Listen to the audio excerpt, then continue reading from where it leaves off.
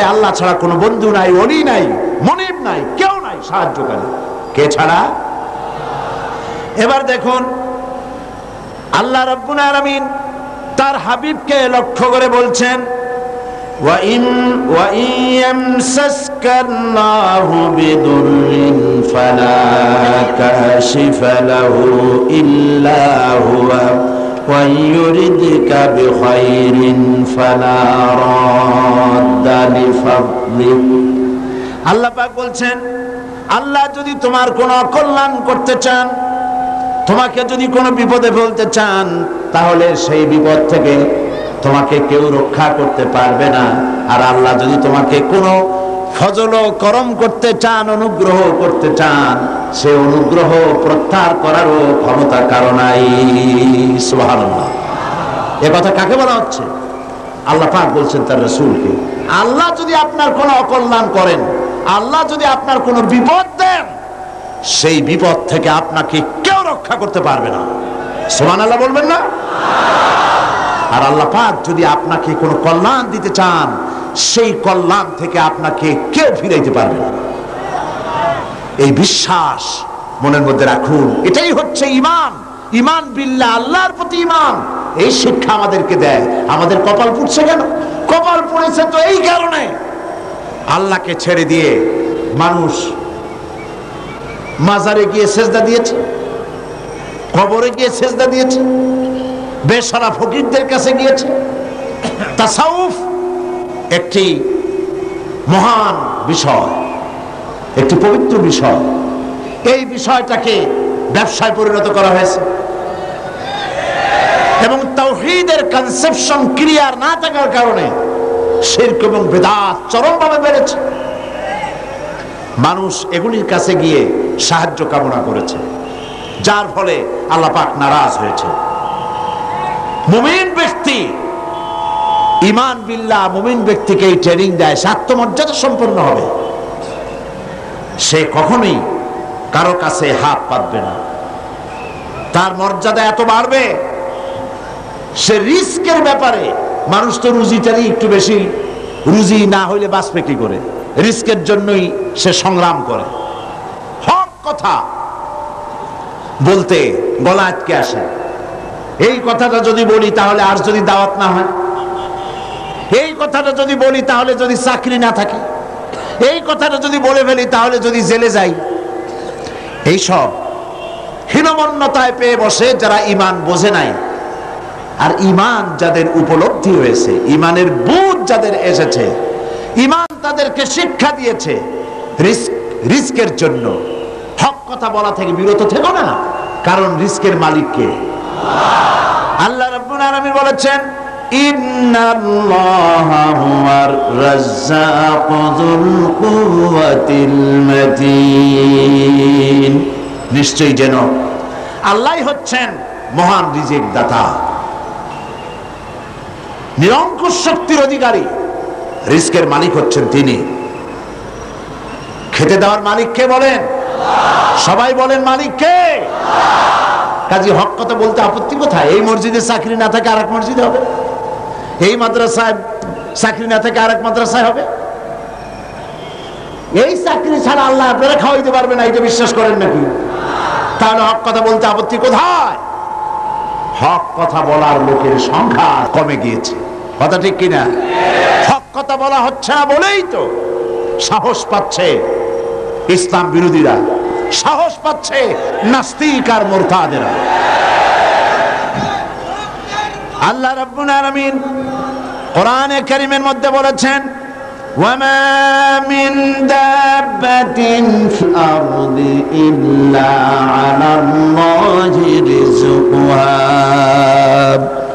এই পৃথিবীর বুকে এমন কোন বিচরণশীল জীব নাই যেই জীবের রিস্কের দায়িত্ব আমি আল্লাহ বা নিজ হাতে উঠায় নেই নাই। বিশ্বাস হয় না? এত বড় কথা। সমস্ত প্রাণীর রিস্কের দায়িত্ব কার হাতে? কার হাতে? আমার দেশে সরকার আছে, পৃথিবীর প্রত্যেকটা দেশে সরকার আছে, আছে না? সরকারবিহীন দেশ আছে কিনা আমি জানি না, সব দেশেই সরকার আছে। আর প্রত্যেকটা সরকারের ফরেন মিনিস্টার আছে, হোম মিনিস্টার আছে, তারপরে ফুড মিনিস্টার আছে, এগ্রিকালচার মিনিস্টার আছে, আছে না? মন্ত্রণালয় আছে না? এর মধ্যে একটা মন্ত্রণালয় হলো খাদ্য মন্ত্রণালয়, ঠিক কিনা? এই খাদ্য মন্ত্রণালয় একজন মন্ত্রীও আছে, আছে না? খাদ্য মন্ত্রণালয়ের একজন মন্ত্রী আছে, একটা সরকার আছে। তারপরেও মানুষ না খাইয়ে মরে, মরে কিনা? না খাইয়ে মরে কিনা? গতকাল আলোচনায় বলেছি এই পৃথিবীর অন্তত অর্ধেক মানুষ অনাহারে অর্ধাহারে কাটায়। তাহলে গভর্নমেন্ট আছে, খাদ্যমন্ত্রীও আছে, কিন্তু মানুষ না খেয়ে মরছে। অবশ্য খাদ্যমন্ত্রীরা কোনোদিন না খেয়ে মরছে এগুলি শোনা যায় না। তাহলে দেখুন, এরকম একটি গভর্নমেন্ট আল্লাহরও আছে। আল্লাহর একটা গভর্নমেন্ট আছে না? সেই আল্লাহর যে গভর্নমেন্ট, সেই সরকার, আল্লাহর যে সরকার, সেই সরকারের এরকম কোন মন্ত্রণালয়, কোন বিভাগকে ভাগ করে আলাদা আলাদা মন্ত্রণালয় তৈরি করা হয় নাই। সবটার মালিক কে? এখন আপনারা একটা কথার জবাব দেন, এই পৃথিবীতে মানুষ বেশি না ছাগল, গরু, পাখি, পোকা, মাকড়, স্থল প্রাণী, জলচর প্রাণী, স্থলচর প্রাণী, উভচর প্রাণী, এই প্রাণীগুলি বেশি না মানুষ বেশি? কারা বেশি? কারা বেশি? প্রাণী জগৎ বেশি। তাহলে আমাদের সরকারগুলি, পৃথিবীর সরকারগুলি প্রত্যেকটা আলাদা আলাদা সরকার, এবং তাদের দেশের উৎপাদন আছে, এক্সপোর্ট ইম্পোর্ট, বিভিন্ন রকমের ব্যবসা বাণিজ্য আছে। এ সব কিছু থাকা সত্ত্বেও মানুষ না খেয়ে মরে। আর আল্লাহর যে সরকার, সেই সরকারটার দিকে তাকিয়ে দেখুন তো, এই অসংখ্য পাখি আকাশে ওড়ে। গত বছর 50,000 পাখি সাইবেরিয়ায় না খেয়ে মারা গেছে, এরকম কোন রিপোর্ট পাওয়া গেছে? অন্তত 40,000 লোট্টাফিশ না খেয়ে মরে ভাসে উঠছে চট্টগ্রামের কর্ণফুলীতে। এরকম কোন আপনারা কোন নমুনা পেয়েছেন? আপনার সুন্দরবনের ভেতরে হাজার হাজার বাঘ আর হরিণ ক্ষুধার জ্বালায় না খেয়ে মারা গেছে, এরকম কোন রিপোর্ট পাওয়া গেছে? পাওয়া যায়নি। কারণ এই গভর্নমেন্ট কে চালায়? আল্লাহ পাক চালায়। সকলকে খেতে দেন, সকলকে খেতে দেন। আল্লাহ রাব্বুল আলামিন বলছেন, وَكَأَيٍّ مِّن دَابَّةٍ لَّا تَحْمِلُ رِزْقَهَا اللَّهُ يَرْزُقُهَا وَإِيَّاكُمْ। কোন জীবই নিজের সঙ্গে খাদ্য সংগ্রহ করে নিয়ে আসে নাই। সমস্ত জীবের খাদ্য আমি সরবরাহ করি, তোমাদেরকেও আমি খাদ্য সরবরাহ করি। খেতে দেওয়ার মালিক কে? আল্লাহ পাক। এই জমিন থেকে আল্লাহ পাক খাদ্য দিচ্ছেন, আকাশ থেকে খাদ্য দিচ্ছেন। আমাদের রিস্ক এই জমিনে নয়, আমাদের রিস্ক কোথায়? আসমানে। আসমান থেকে আল্লাহ পাক রিস্কের ব্যবস্থা করে থাকেন। সুতরাং ঈমান প্রথম যে শিক্ষাটা দিল, ঈমান বিল্লাহ প্রথম যে শিক্ষাটা দিল, সেই শিক্ষাটা হলো এই যে আমি আমার মাথা নত করতে পারবো না, আমার আত্মমর্যাদা সৃষ্টি হবে ব্যাপারে যে আমি পৃথিবীর কোন মন্ত্রীর গোলাম নই, কোন প্রেসিডেন্টের গোলাম নই, কোন পীর বুজুর্গের গোলাম নই, কোন মানুষের গোলাম নই। আমি গোলাম কেবলমাত্র কার? জোরে বলুন। সে আল্লাহ পাকের গোলাম, যার হাতের মুঠায় সমস্ত প্রাণীর জীবন। তিনি আমাকে খেতে দেন, তিনি আমাকে পড়তে দেন, তিনি আমাকে সাহায্য করেন, তিনি আমাকে বিপদ থেকে বাঁচান। ঈমান। 2 নম্বরে ঈমান বিল্লাহ মানুষকে যে শিক্ষা দেয়, সে শিক্ষাটা হচ্ছে মুমিনকে নিরহংকার বানায়। সুবহানাল্লাহ বলেন। মুমিন ব্যক্তির ভিতরে কোনো অহংকার জায়গা পাবে না। সে বিনয় হবে, বিনম্র হবে, নিরহংকার হবে। কারণ হচ্ছে আল্লাহ পাক তাকে বলেছেন, ওয়া হুয়াল কাহিরু ফাওকা ইবাদি। আল্লাহর কর্তৃত্ব থেকে বেরিয়ে আসার ক্ষমতা কোনো মানুষের নাই। আল্লাহ পাক বলেছেন, ইয়া মাশারাল জিন্নি ওয়াল ইনস, হে পৃথিবীর মানুষেরা আর জিনেরা, إن استطعتم أن تنفذوا من أقطار السماوات والأرض যদি সম্ভব করতে পারো আমার আকাশের নিচের থেকে আমার জমিনের উপর থেকে বেরিয়ে যাও। আল্লাহ পাক বলেন ফানফুযু লা তানফুযুনা ইল্লা বিসুলতান, কখনোই সম্ভব হবে না আমার আকাশের নিচ থেকে আমার জমিনের থেকে বেরিয়ে যাওয়া। সুতরাং আমার কর্তৃত্ব থেকে বেরিয়ে যাওয়ার কোনো উপায় নাই, আমার কর্তৃত্বের মধ্যেই থাকতে হবে। সেই জন্য কোন অহংকার মুমিন বান্দার মধ্যে হতে পারে না। কিসের অহংকার করবেন? স্বাস্থ্যের অহংকার করবেন।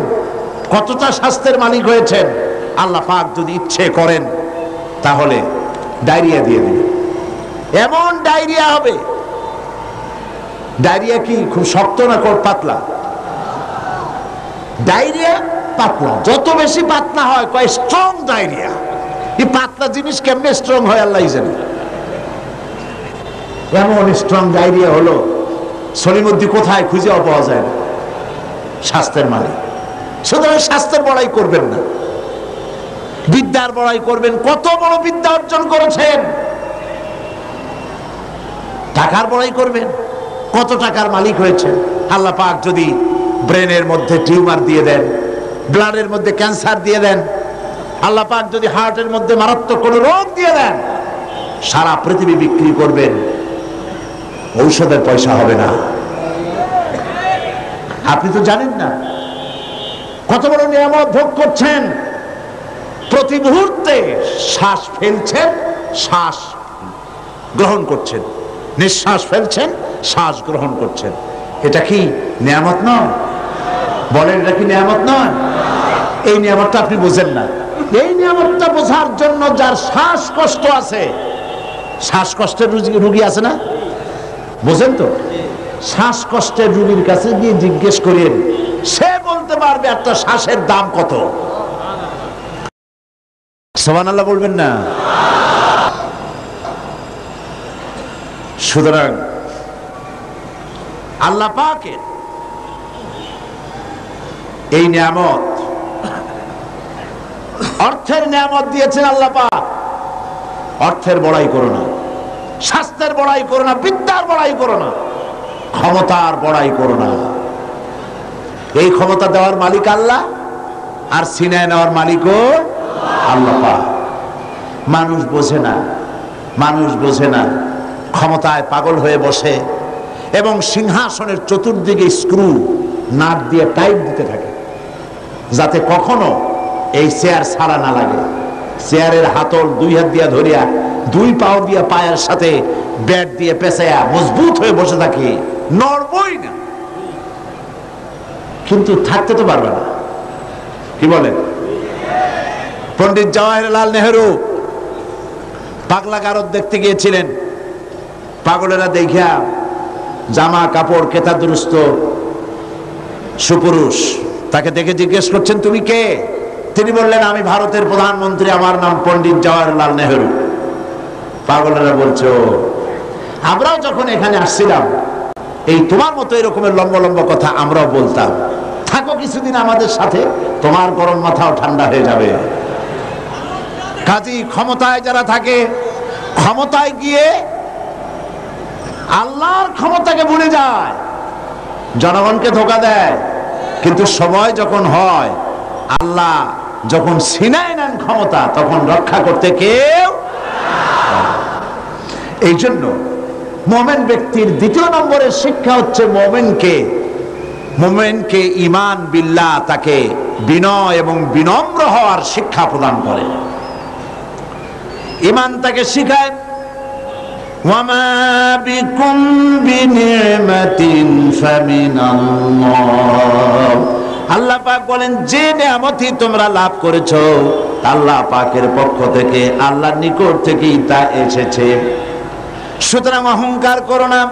আল্লাহ পাক নিষেধ করেছেন। কোরআনে কারীম বলছে, ওয়ালা তামশি ফিল আরদি মারহান ইন্নাকা লান তাখরিকাল আরদা ওয়ালান তাবলুগাল জিবালা তুলা। আল্লাহ পাক বলেন, অহংকার করে আমার জমিনের উপরে হেঁটো না, অহংকার করে পদাঘাত করে আমার জমিনটাকে বিদীর্ণ করে দিতে পারবে না, আর অহংকার করে লাভ দিয়া আমার পাহাড়ের উচ্চতাও ছাড়াই যেতে পারবে না। পারবে? অহংকারের ঠেলায় সালামও দিতে চায় না। আছে কিনা এরকম মানুষ? সালামও দিতে চায় না। তুমি যে অহংকার করো, তুমি কি পারবে তোমার পাও দিয়া লাথি মেরে জমিনটারে ফাটাই দিতে? তুমি কি পারবা লাভ দিয়া পাহাড়ের উচ্চতা ছাড়াই যেতে? তাহলে কেন অহংকার করো? বরং মোমেন বান্দার খাসলাত হচ্ছে এই, কোরআন বলছে, ওয়াইবাদুর রাহমানিল্লাযীনা ইয়ামশুনা আলাল আরদি হাওনা। দয়াময় আল্লাহর বিশিষ্ট বান্দা যারা, তারা দুনিয়ার বুকে বিনয়ের সাথে তারা চলাফেরা করে, অহংকারের সাথে তারা চলাফেরা করে না। এটা হলো ঈমানের শিক্ষা। এই শিক্ষাকে আমরা গ্রহণ করব। আল্লাহ যেন কবুল করেন, বলেন আমিন। আমরা কেউ যেন অহংকার না করি, কখনো না, কখনো যেন অহংকার আমাদের মধ্যে জায়গা না পায়। কিবর, অহংকার, আত্মম্ভরিতা কবিরা গুনাহ, এর থেকে আল্লাহ পাক আমাদেরকে রক্ষা করুন, বলি আমিন। হাদিসে কুদসিতে এসেছে, আল্লাহ পাক বলেছেন, অহংকার, কিবর, এটা হচ্ছে আমার চাদর। যে ব্যক্তি কিবর করে, অহংকার করে, সেজন্য আমার চাদর নিয়ে টানাটানি করে। নাউজুবিল্লাহ। কত বড় গোস্তাখ, বেয়াদব, আল্লাহর চাদর নিয়ে টানাটানি করে। নাউজুবিল্লাহ। এটা হচ্ছে 2 নম্বরের শিক্ষা। ঈমান এই শিক্ষা প্রদান করে একজন মুমিনকে। আল্লাহর প্রতি যে ঈমান আনে, তার প্রথম শিক্ষা, সে আত্মমর্যাদা সম্পন্ন ব্যক্তিত্ব হবে, আল্লাহ ছাড়া কারো সামনে হাত পাতবে না। সুবহানাল্লাহ। 2 নম্বরে সে বিনয় হবে, বিনম্র হবে, নিরহংকার হবে। আর 3 নম্বরে আল্লাহর প্রতি ঈমান ঈমানদারকে নির্ভীক বানায়। সুবহানাল্লাহ। যে ব্যক্তি ঈমানদার হবে, সে নির্ভীক হবে, সে কাউকে ভয় পাবে না। মানুষ তো মৃত্যুকেই সবচাইতে ভয় পায়। কোনটাকে ভয় পায় বেশি? কিন্তু মৃত্যুকে যতই ভয় পাই, আমরা কি এই মৃত্যুর হাত থেকে বাঁচতে পারবো? আল্লাহ রাব্বুল আলামিন বলেন, কুল ইন্নাল মাউতাল্লাযী তাফিররুনা মিনহু ফাইন্নাহু মুলাকীকুম। মরণ থেকে পালাও তুমি, মরণ তোমায় লইবে ঘিরি, যদিও সুদূর আকাশ পানে লুকাও সেথায় লাগিয়েছে। হে মহারোগের ঔষধ নাই, হে মহারোগের চিকিৎসক নাই, নাই সে ঔষধ জগতে, খুঁজিয়া কাতর হইলে কি হবে, পারিবে না তারে ফিরাতে। আকাশে গিয়ে যদি সিঁড়ি লাগায়, আকাশে গিয়েও যদি কেউ লুকায়, মৃত্যুর থেকে বাঁচার কোনো পথ নাই। মৃত্যু এক অবধারিত মহাসত্য, এ মৃত্যু হবেই। সুতরাং এই ক্ষণস্থায়ী জীবনকে কেন সেই অনন্ত জীবনের জন্য উৎসর্গ করে দিবেন? অর্থাৎ মওতকে ভয় পেয়ে, মৃত্যুর ভয় করে মানুষ হক কথা থেকে বিরত থাকবে না, হকের দাওয়াত দিতেই থাকবে। যেহেতু মৃত্যু তার নির্ধারিত সময় আসবেই। এই মৃত্যুর হাত থেকে যখন, এটি সবচাইতে বড় কথা বলি, রাসূল করিম সাল্লাল্লাহু আলাইহি ওয়াসাল্লামের চাইতে শ্রেষ্ঠ মানুষ আকাশের নিচে জমিনের উপরে হয়েছে কখনো? হবে কখনো? তার চাইতে শ্রেষ্ঠ আল্লাহর মাহবুব আর কি কেউ আছে? তারই যখন মৃত্যু হয়েছে, তিনি যখন ইন্তেকাল করেছেন, তাহলে কেউ কি বাঁচতে পারবে? এই মৃত্যুর হাত থেকে বাঁচার কোনো পথ নাই। সেই জন্য মুমিন বান্দাকে তার জীবন তৈরি করতে হবে ঈমানের উপরে। আল্লাহ রাব্বুল আলামিন বলেছেন, ইন্নাল্লাহা আশতারা মিনাল মুমিনিনা আনফুসাহুম ওয়া আমওয়ালাহুম বিআন্না লাহুমুল জান্নাহ। আল্লাহ পাক বলেন, আমি আমার মুমিনের জান এবং মালকে খরিদ করে নিয়েছি, বিনিময়ে আমার মুমিন বান্দাকে আমার জান্নাত দিয়ে দিয়েছি, বেহেশতটা দিয়ে দিয়েছি আমার মুমিন বান্দাকে, তার জান আর মাল আমি কিনে নিয়েছি। এই জন্য মুমিন বান্দার এই চিন্তা থাকা দরকার যে আমার ভালো মন্দ সবকে করবে, বলেন তো সবাই, খাইরিহি ওয়া শাররিহি মিনাল্লাহি তাআলা। ভালো আর মন্দ কে কার তরফ থেকে আসে? আল্লাহর পক্ষ থেকে আসে। আপনারা বিশ্বাস করুন, কোন ব্যক্তি ফু দিয়ে আপনার জীবনকে আপনাকে সৌভাগ্যবান বানায় দেবে, অথবা কেউ ফু দিয়ে আপনার জীবনকে হতভাগ্য বানায় দেবে, এই বিশ্বাস কখনো করবেন না। আপনার ভালো আমার ভালো, আমার মন্দ আপনার মন্দ, আমাদের সকলের ভালো মন্দের একমাত্র মালিক আল্লাহ। ইমানে কথা ইমান বিল্লাহ মানুষকে এই শিক্ষা দেয়, ওয়ামা হুম বিদাররিনা বিহি মিন আহাদিন ইল্লা বিইজনিল্লাহ। একথা সুস্পষ্ট যে আল্লাহ রাব্বুল আলামিনের অনুমতি ব্যতি রেখে আপনার ক্ষতি সাধন করার ক্ষমতা পৃথিবীর কারো নাই। যেটা হবার সেটা হবেই। আল্লাহ আপনার জন্য যেটা নির্ধারণ করে রেখেছেন এটা হবেই। আল্লাহ নির্ধারিত কোন জিনিস থেকে বাঁচবার কোন উপায় মানুষের নাই। আর যখন মউত আসবে, وَمَا كَانَ لِنَفْسٍ أَن تَمُوتَ إِلَّا بِإِذْنِ اللَّهِ كِتَابًا مُؤَجَّلًا।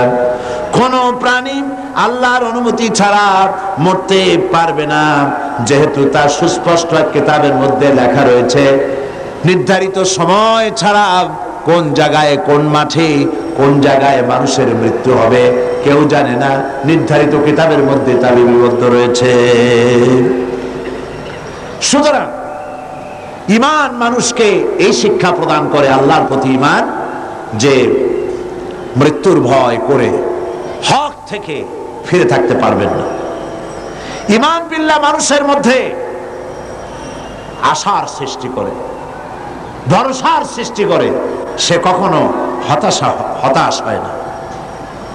আল্লাহ রাব্বুল আলামিন মানুষকে নিরাশ হতে নিষেধ করেছেন, লা তাকনাতু মির রাহমাতিল্লাহ। হতাশা এক ধরনের কুফরি, নিরাশ হওয়া কুফরি। এই জন্য আল্লাহ পাক নিরাশ হতে নিষেধ করেছেন। মুমিনের ভিতরে আল্লাহ পাক আশাবাদ সৃষ্টি করেন, এটা হলো ঈমানের দাবি। আল্লাহ পাক কোরআনে কারিমে বলেছেন, ওয়ামান ইয়াকনুত মির রাহমাতি রাব্বিহি ইল্লা যাল্লুন। আল্লাহর রহমত থেকে কেবলমাত্র পথভ্রষ্ট লোকেরাই হতাশ হয়, নিরাশ হয়, আর কেউ নিরাশ হয় না। আল্লাহ পাকের রহমত থেকে নিরাশ হওয়া ঈমানের পরিপন্থী। এই জন্য ঈমানদার লোকেরা যখন রোগাক্রান্ত হয় তখন সে নিরাময়তার দিক থেকে ভেঙে পড়ে না, হতাশ হয় না, কারণ আল্লাহর প্রতি ঈমান তাকে বলে, আল্লাযী খালাকানি ফাহুয়া ইয়াহদিন। তিনি আমাকে সৃষ্টি করেছেন আর তিনি আমাকে পথ প্রদর্শন করেছেন। ওয়াল্লাযী হুয়া ইউতঈমুনি ওয়া ইয়াসকিন। আর তিনি আমাকে আহার করান, তিনি আমাকে পান করান। ওয়াইযা মারিদতু ফাহুয়া ইয়াশফিন। আর আমি যখন অসুস্থ হই তখন আমাকে রোগমুক্ত করে দেন আল্লাহ রাব্বুল আলামিন। অসুস্থ হলে আমাকে রোগমুক্ত কে করেন? আল্লাহ রাব্বুল আলামিন। হযরত আইয়ুব আলাইহিস সালাম 18 বছর পর্যন্ত রোগাক্রান্ত থাকলেন। আমাদের মধ্যে অনেক মানুষ রোগাক্রান্ত হয় না? আমাদের প্রত্যেকেরই রোগ ব্যাধি মাঝে মধ্যে হয় না, হয় না? অনেক মানুষ আছে অসুখ হলে বলে, এত নামাজ রোজা আমি করি আর রোগ আমার ছাড়া কেউ চোখে দেখে, এত ভালো ভালো কাজ করি তারপরে আমার অসুখ হয়, আমার ছেলেবেলে মরে। এটা কেমন কথা? রোগ ব্যাধি এটাও আল্লাহর নিয়ামত, তন্দুরুস্তিও নিয়ামত, রোগ ব্যাধিও নিয়ামত। তবে আল্লাহর কাছে বলতে হবে, আল্লাহ রোগ ব্যাধির নিয়ামত তন্দুরুস্তির নিয়ামত দিয়া বদলায় দাও, আমাকে তন্দুরুস্তি দান করো যাতে করে আমি ইবাদত করতে পারি। হযরত আইয়ুব আলাইহিস সালাম 18টি বছর পর্যন্ত রোগ ভোগ করার মধ্যে যখন শরীরের ভিতরে পোকা জমে গেল, জিহ্বায় যখন পোকা শুরু হয়েছিল, তখন তিনি বলেছিলেন, রব্বুল আলামিন, এতদিন কোনো কথা বলি নাই, এখন আমার জিহ্বায় পোকা ধরেছে, আয় আল্লাহ পাক তুমি দয়া করে আমার জিহ্বায় পোকা দিও না, কারণ আমার জিহ্বায় যদি পোকা হয়ে যায় তাহলে তুমি আল্লাহ তোমার জিকির আমি কি দিয়া করব।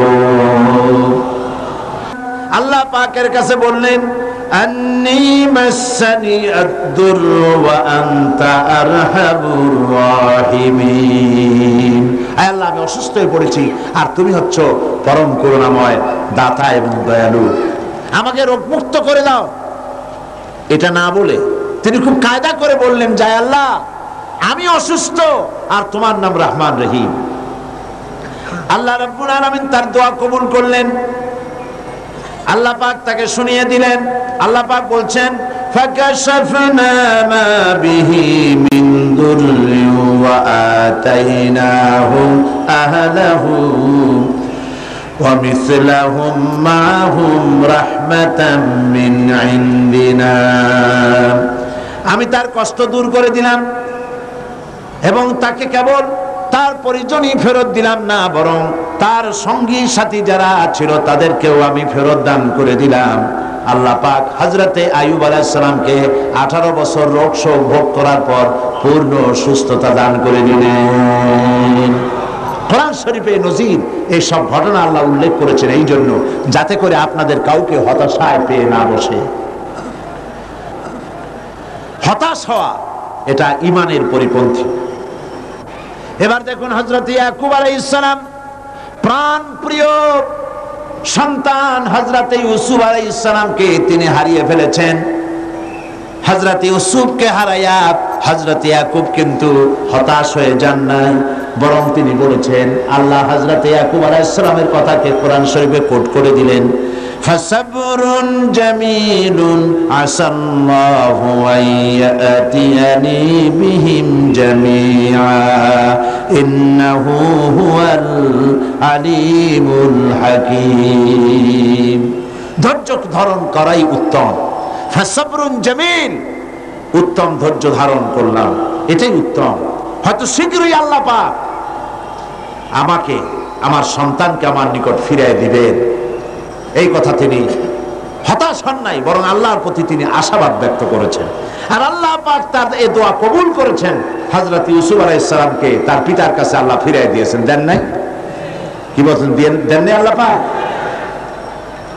হযরত ইউনূস আলাইহিস সালাম মাছের পেটের মধ্যে চলে গেলেন, মাছ তাকে গিলে ফেলল। ইউনূস আলাইহিস সালামকে গিলে মাছ নদীর অতল তলদেশে চলে গেছে, বাঁচার কোনো পথ নাই।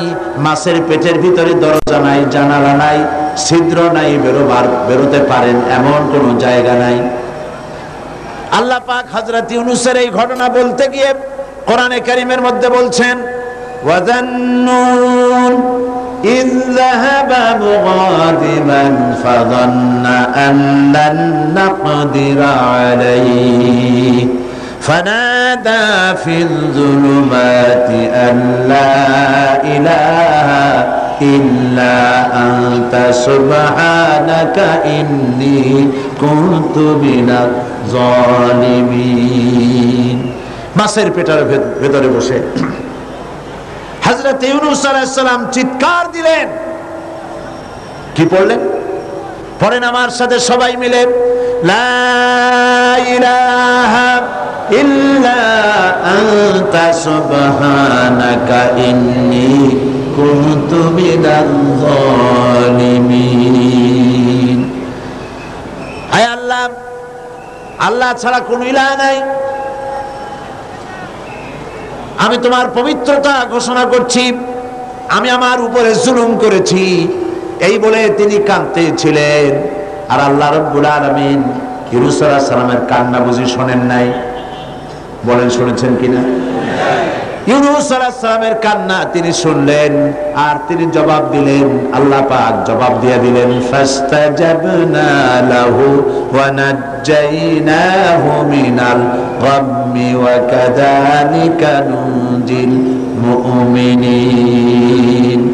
আল্লাহ পাক বলেন আমি ইউনূসের ডাক শুনলাম, ডাকের জবাব দিয়া দিলাম, মাছের পেটের ভিতরে যন্ত্রণা দিয়া দিলাম, মাছ ভেসে উঠলো আর দরিয়ার কিনারে গিয়া ইউনূস আলাইহিস সালামকে বমি করে দিল। আল্লাহ পাক বলেন ওয়া কাযালিকা নুজিল মুমিনিন, শুধু ইউনূসকে নয়, এইভাবে করে আমার কোন মুমিন বান্দারা যদি বিপদে পড়ে যায়, তাহলে তারা যদি আমার কাছে কান্দে, আমি রব্বুল আলামিন এই ধরনের বড় বড় বিপদ হোক আর ছোট বিপদ হোক, সব বিপদ থেকে আমি আল্লাহ পাক বাঁচাইয়া দেব। বিপদগ্রস্ত মুসলমান, আমরা সব বিপদে আছি না? আজকে দোয়া করবো আমরা একটু পরেই আল্লাহর কাছে কাঁদবো যেন আমাদেরকে বিপদ থেকে আল্লাহ বাঁচান, গোটা দুনিয়ার মুসলমানদেরকে আল্লাহ যেন বিপদ থেকে বাঁচান। কত রকমের রোগ শোক, কত কষ্ট মানুষের। ঈমান মানুষকে এই ট্রেনিং দেয়, ঈমান মানুষকে এই শিক্ষা দেয়, আল্লাহর প্রতি ঈমানের শিক্ষা দেয়, হতাশ হবে না, সব সময় আল্লাহর কাছে বিনীতভাবে চাইতে থাকো, তিনি তোমার আশা পূরণ করবেন। আল্লাহ পাক আরো বলেছেন قل يا عبادي الذين اسرفوا على أنفسهم لا تقنطوا من رحمة الله।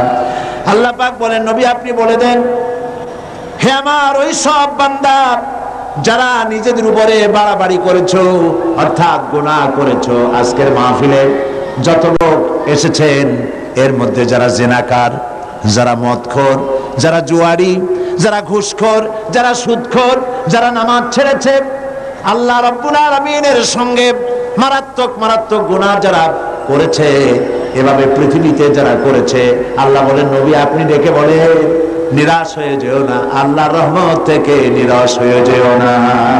সুবহানাল্লাহ।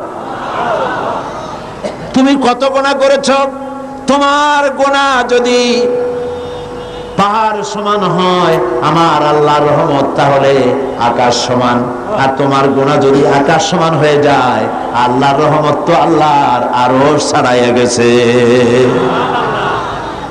এই পৃথিবীতে যার কাছে যত চাইবেন সে তত অসন্তুষ্ট হবে, বাপ হোক, মা হোক, স্ত্রী হোক, যত বেশি চাইবেন তত সে বেশি বিরক্ত হবে।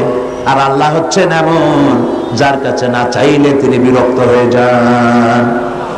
শায়ের বলছেন हर हमेशा देने को तैयार है, हर हमेशा देने को वो तैयार है, जो न मांगे उससे वो बेजार है। সব সময় দিতে প্রস্তুত আমার আল্লাহ, যে চায় না আল্লাহ তার উপরে নারাজ হয়ে যান। পৃথিবীতে কেউ ডেকে বলে না আয় তোরে মাফ করে দিই, কে বলে? কেউ বলে। কিন্তু আল্লাহ রাব্বুল আলামিন হচ্ছেন এমন, তিনি ডাকেন আর বলেন চুরি করেছিস ফিরে আয়, ডাকাতি করেছিস ফিরে আয়, জিনা করেছিস ফিরে আয়, গুনাহ করেছিস ফিরে আয়, কুফরি করেছিস ফিরে আয়, বান্দারে সেজদা দে, চোখের পানি ফেলে দে, মাপ চা, মাফ করে দেব। সুবহানাল্লাহ। আল্লাহ পাক বলেন ইন্নাল্লাহা ইয়াগফিরুয-যুনুবা জামিআ ইন্নাহু হুয়াল গফুরুর রহিম। আল্লাহর রহমত থেকে নিরাশ হয়ো না, তিনি সমস্ত গুনাহ মাফ করে দিবেন, তিনি গফুরুর রহিম। গুনাহ থেকে ফেরো আর তওবা করো, আল্লাহ মাফ করে দিবেন। সুবহানাল্লাহ বলেন। আল্লাহ পাক আরো বলেন وَإِذَا سَأَلَكَ عِبَادِي عَنِّي فَإِنِّي قَرِيبٌ। বান্দা যখন আমারে ডাকে, আল্লাহরে ডাকার জন্য মাইক লাগবে না, টেলিফোন লাগবে না, মোবাইল লাগবে না, চিৎকার করা লাগবে না। আল্লাহ পাক বলেন আমারে যখন বান্দা ডাকে, আমি বান্দার খুবই নিকটে। জোরে কোন সুবহানাল্লাহ। আমি খুব নিকটে। কতদূর নিকটে? وَنَحْنُ أَقْرَبُ إِلَيْهِ مِنْ حَبْلِ الْوَرِيدِ। তোমার যে রগের, যেই রগের উপরে তোমার মাথাটা খাড়া আছে, এই রগের চাইতেও আমি আল্লাহ তোমার বেশি নিকটে। বান্দা যখন একবার অন্তরের অন্তঃস্থল থেকে, মনের গহীন কন্দর থেকে একবার যখন ডাক দেয় আল্লাহ, সবাই বলেন মহব্বতের সাথে আল্লাহ, আবার বলেন আল্লাহ, আবার বলেন আল্লাহ। বান্দা যখন অন্তরের অন্তঃস্থল থেকে, হৃদয়ের গভীর কন্দর থেকে এই চিন্তা করে যে কেউ নাই, আকাশেও কেউ নাই, জমিনেও কেউ নাই, আমার মালিক নাই, খালেক নাই, রাজ্জাক নাই, আইনদাতা নাই, বিধানদাতা নাই, কেউ নাই, শুধু আছেন আমার আল্লাহ। মনের গভীর কন্দর থেকে বান্দা যখন একবার ডাক দেয় আল্লাহ, আল্লাহ রাব্বুল আলামিন 70 বার সাড়া দিয়ে বলেন বান্দা কি চাও আমি হাজির। আমার ভাইরা, মানুষ যখন গুনাহ করে আল্লাহ পাক গুনাহগারদের জন্য বলেছেন ওয়া মাইয়ামাল সুআন আও ইয়াযলিম নাফসাহু সুম্মা ইস্তাগফিরিল্লাহা ইয়াজিদিল্লাহা গফুরার রহিমা। কেউ যদি কোনো অন্যায় কাজ করে, পাপ কাজ করে, কিংবা নিজের উপরে জুলম করে বসে, আর এরপরে সেই লোক যদি আল্লাহর কাছে তওবা করে, গুনাহ থেকে মাফ চায়, আল্লাহ পাক বলেন সে আল্লাহকে গফুরুর রহিম হিসাবে পেয়ে যাবে। গুনাহ করেছো, মাফ চাও, ক্ষমা চাও, আল্লাহ আর গুনাহ করবো না, মাফ করে দাও, আল্লাহ বলেন মাফ করে দিব। সুবহানাল্লাহ। আল্লাহর কারবারটাই ভিন্ন রকম। কিরকম? আপনি দেশে লক্ষ্য করবেন, যদি কেউ চুরি করে, ডাকাতি করে, চুরি করে, ডাকাতি করে, অন্যায় করে ধরা পড়ল, 6 মাসের জেল হয়ে গেল, জেলের থেকে বেঁচে গেল, জেল থেকে মুক্তি পেল, কিন্তু থানায় অপরাধীদের খাতায় নামটা লেখা থেকে গেল। আবার অপরাধ করলো, আবার জেলে গেল, আবার মুক্তি হলো। জেলে যতবার যাবে ততবার মুক্তি হবে, কিন্তু থানায় যে ব্ল্যাক লিস্ট আছে তার থেকে নামটা বাদ যাবে না, ঠিক কিনা? থানায় অপরাধীর খাতায় বারবার তার নাম উঠতে থাকবে। কিন্তু আল্লাহ রাব্বুল আলামিনের কারবার ভিন্ন। মানুষ গুনাহ করলো, আল্লাহর ফেরেশতার ওই কালো খাতায় ব্ল্যাক লিস্টে লোকটার নাম লেখা হয়ে গেল। যখন সে তওবা পড়লো, আল্লাহ রাব্বুল আলামিন তওবা যদি কবুল করেন, তাহলে আল্লাহ পাক বলেন তওবা শুধু কবুল করলাম না, গুনাহ মাফ করে দিলাম, আর গুনার খাতা থেকে নামটাও মুছে ফেলে দিলাম। সুবহানাল্লাহ, সুবহানাল্লাহ। আমার বন্ধুগণ, এই জন্যে ঈমান বিল্লাহ, আল্লাহর প্রতি ঈমান, মানুষকে হতাশা থেকে বাঁচায়। মানুষ হতাশ হয় না, হতাশ হওয়ার কোনো কারণ নাই, হতাশ হবেন না, বরং আল্লাহর রহমতের উপরে ভরসা করবেন। আজকে সমস্ত গুনাহগার বান্দা বান্দিরা আল্লাহর কাছে কেঁদে কেঁদে আল্লাহর কাছে আমাদের গুনাহ মাফ চাইব। আর আল্লাহ পাক বলেছেন উদুনি আস্তাজিব লাকুম, আমারে ডাকো, আমি ডাকের সাড়া দেব। সুবহানাল্লাহ। এটা আল্লাহ পাকের ওয়াদা। এটা কার ওয়াদা? দুনিয়ায় প্রায় সকলেই ওয়াদা খেলাফ করে, কত লোক ওয়াদা খেলাফ করে, কিন্তু আল্লাহ কি ওয়াদা ভঙ্গ করেন কখনো? সুতরাং আল্লাহ পাক বলেছেন আমারে ডাকো, আমি ডাকের সাড়া দেব। ডাকেন সবাই। সুবহানাল্লাহ, আলহামদুলিল্লাহ, লা ইলাহা ইল্লাল্লাহ। জোরে সুবহানাল্লাহ, আলহামদুলিল্লাহ, লা ইলাহা ইল্লাল্লাহ। সুবহানাল্লাহ, আলহামদুলিল্লাহ, লা ইলাহা সুবহানাল্লাহ, আলহামদুলিল্লাহ, লা ইলাহা ইল্লাল্লাহ, মুহাম্মাদুর রাসূলুল্লাহ। ঈমান বিল্লাহ মানুষকে এতগুলি শিক্ষা দেয়। 5 নম্বরে 4টি শিক্ষা বলেছি, মোট 6টি শিক্ষা বলবো ইনশাআল্লাহ। বলি ইনশাআল্লাহ। 5ম নম্বরে ঈমান বিল্লাহ মানুষকে যে শিক্ষাটা দেয় সেটা হলো কঠোর কঠিন বিপদে অবিচল থাকতে সাহায্য করে। সুবহানাল্লাহ। বিপদে সে ঘাবড়ে যায় না। আল্লাহর উপরে মানুষের ঈমান বিপদে ধৈর্য ধরার মতো শক্তি দান করে। যেহেতু শত্রুতা, বিপদ আপদ, ক্ষয় ক্ষতি ইত্যাদি আসবেই। আর যারা দ্বীনের কাজ করে, আল্লাহর দ্বীনের দায়ী যারা, তাদের বিপদটা আরো বেশি। যারা দ্বীনের কাজ করে। আল্লামা ইকবাল বলেছেন, সতে জাকা রহা হ্যায় अज़ल से ताइम रोज, सते जाका रहा है अज़ल से ताइम रोज, चरागे मुस्तफावी से शरारे बुलाबीस। সেই আবাহমান কাল থেকে শুরু করে মুস্তাফা সাল্লাল্লাহু আলাইহি ওয়াসাল্লামের দ্বীনের এই চিরাগকে নিভিয়ে দেওয়ার জন্য সারা পৃথিবীর আবু জাহলরা চিরকাল চেষ্টা করেছে, কিন্তু এই চেষ্টায় তারা কামিয়াব হয় নাই। দ্বীনের চিরাগ জ্বলতেই রয়েছে, কারণ দ্বীন কার? চিল্লায় বলেন কার? আল্লাহ পাক বলছেন, ইউরিদুনা লিইউতফিউ নূরাল্লাহি বিআফওয়াহিহিম ওয়াল্লাহু মুতিম্মু নূরিহি ওয়ালাউ কারিহাল কাফিরুন। ওরা চায় মুখের ফু দিয়া আমার আলোকে নির্বাপিত করবে। আল্লাহ পাক বলেন, আমি আমার নূরকে, আমার দ্বীনকে পূর্ণতা দান করব, তাতে কাফের বেঈমানদের মনের মধ্যে যত জ্বালা যন্ত্রণা হোক না কেন, ওরা যত জলুক আর পুরুক, দ্বীন প্রতিষ্ঠা আমি করব ইনশাআল্লাহ। আল্লাহ পাক করবেন। দ্বীন প্রতিষ্ঠা কে করবেন? দ্বীনের পূর্ণতা কে দান করবেন? আল্লাহ পাক করবেন। আর এরা বিরোধিতা করতে থাকবে। বিরোধিতা করে কারা?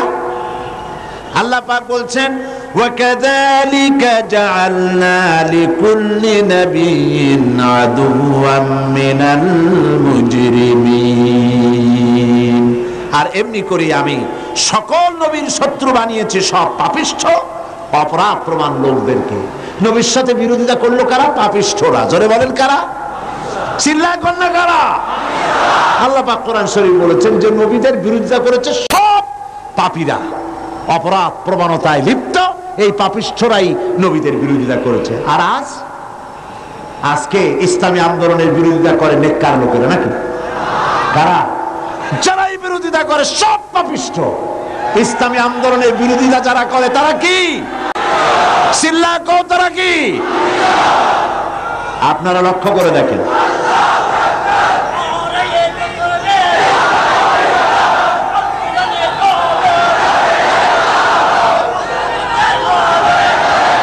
ইসলামী আন্দোলনের বিরোধিতা কারা করছে? ইসলামকে মৌলবাদ বলে কারা গালি দিচ্ছে? ইসলামকে রক কাটা গলা কাটা বলে কারা গালাগালি করছে? ইসলামী নেতৃবৃন্দের বিরুদ্ধে পত্রিকায় ঝড় তুলতেছে কারা? ইসলামের কাছে যাতে লোক না আসতে পারে, ইসলামী আন্দোলন নেতৃবৃন্দের বিরুদ্ধে মানুষ যাতে বিতশ্রদ্ধ হয়, সেই জন্য আজে বাজে ঘটনা, গল্প, কাহিনী দিয়ে পত্রিকা ভরা, বইপত্র ভরা। এই বিরোধিতা কারা করে? চরিত্র দেখুন, চরিত্র যায় দেখেন। আল্লাহর কোরআনের কথা কি কখনো মিথ্যা হবে? যায় দেখেন, এর একটা নামাজ পড়ে না, এদের নামাজ নাই, এদের রোজা নাই, এদের চরিত্র নাই, এদের ঈমান নাই, এদের স্বভাব নাই, মৎখর, জেনাকার, বদকার।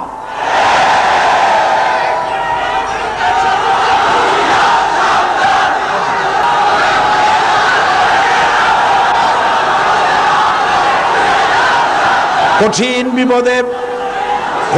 বিপদে আর কঠিন মুসিবতে ধৈর্য ধারণ করা দৃষ্টান্ত নবীগণ আমাদেরকে দেখায় গেছেন। আল্লাহর নবীরা ধৈর্য দেখায় গিয়েছেন। আজ এ পবিত্র রাতে শিক্ষা গ্রহণ করার তৌফিক আল্লাহ আমাদের দান করুন বলি আমিন। যত বিপদ আসুক, আল্লাহ রাব্বুল আলামিন হযরত মূসা আলাইহিস সালামের ঘটনা তুলেছেন। কত বড় বিপদ দেখো। ফালাম্মা তারাআল জামআনি ক্বালা আসহাবু মূসা ইন্না লামুদরাকুন। যখন নাকি মূসা আলাইহিস সালামের সাথীরা দেখতে পেল ফেরাউন এবং তার দলবল তিন দিক থেকে আক্রমণ করেছে, একদিকে দরিয়ায় নীল, আর একদিকে, আর তিন দিক থেকে শত্রুরা ঘেরাও করেছে। তখন তারা বলছে আমরা পাকড়াও হয়ে গেছি, আমাদের তো আর উপায় নাই, এখন আমাদেরকে মেরে ফেলা হবে। আল্লাহ পাক হযরতে মূসার কথা কোট করে শোনাচ্ছেন।